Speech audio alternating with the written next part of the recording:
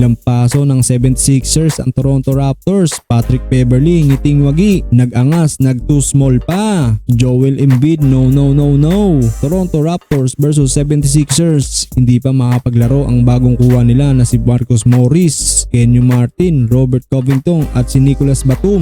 First quarter sumagasa agad ng 2 points si Barnes sa kabilang banda. Oubre nagpakawala agad ng 3 points. Sinundan niya ni Harris, foul counted pa. Agang init ng opensa ng Philly, di rin papaiwan ang dayo si OG at Barnes. Harris maaga nakuha ang rhythm sa first quarter. Natapos ang first quarter, lamang ng 4 ang Philadelphia, 26-30. Second quarter, nakadalawang sunod ang Toronto, isang reverse at isang euro step galing kay Anunoby, kaya naitabla agad ang talaan sa 2 minuto. All 30. Oubre kayod kalabaw sa ilalim, kahit nasiko na yung muka, good pa rin. Paul Reed nakisali na rin sa puntusan, isang mabilis na 200 slam. 3-minute mark, medyo nakalayo ang Philly. Dahil yan kay Embiid, gandang ikot na may kasama pang foul. Natapos ang second quarter, 49-58. Naglista sa first 2 quarters sa Embiid ng 15 points. Third quarter, kinaladkad ni Siakam ang guard ng Philly na si Melton, kaya dahil dyan sa lampak ng 200 slam ang 7-year power forward na si Pascal. Turnover pa ang inabot ng Philly. Agaw ni Schroeder, puntos ni Barnes. Dahil dyan, baba sa isa ang inahabol ng Raptor, 59-60.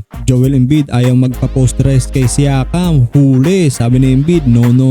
Namarako naman si Anunoby sa ilalim, 3 nakasul ang dinaanan. Beverley, Harris at Embiid. Picking of Beverley, di rin papatalo sa pagilasan. Senyas ng too small, sabay palakpak at ngiting wagas. 3-minute mark, medyo nakalayo ang Philly sa init ng umpesa ni Oubre. Natapos ang third quarter, 92-77. Fourth quarter, parang nawala na ng gana ang Toronto. Second unit na ang ipinasok, habang ang 76ers inuunti-unting makalayo sa kalamangan. Gandang footwork ni Harris na may kasama pang foul. Blanca naman ang inabot ni Embiid kay OG. Patuloy pa rin sa pagsibak si Oubre. Bitaw ng mga malalayong tres, parang Alan kay Dick. 1-minute mark, ayaw patawad ng mga 76ers. Buo pa rin ang starting 5 nila na may 15 kalamangan, habang ang Toronto tanggap na ang pagkatalo sa score na 114-99. Gumawa ng tig 23 points si Oubre at Harris, habang si Embiid na may 28 big points. Samantala, panalo naman ang New Orleans Pelicans laban sa Detroit Pistons. Binuhat ni McCollum na may 33 points at Valanciunas na may 23 points. Habang sa Piston, gumawa si Marcus Sacer ng 19 points at Isaiah Stewart na may 11 points. Nagustuhan mo ba ang video na ito? Subscribe na sa aking munting YouTube channel para lagi kang updated sa mga bago kong videos.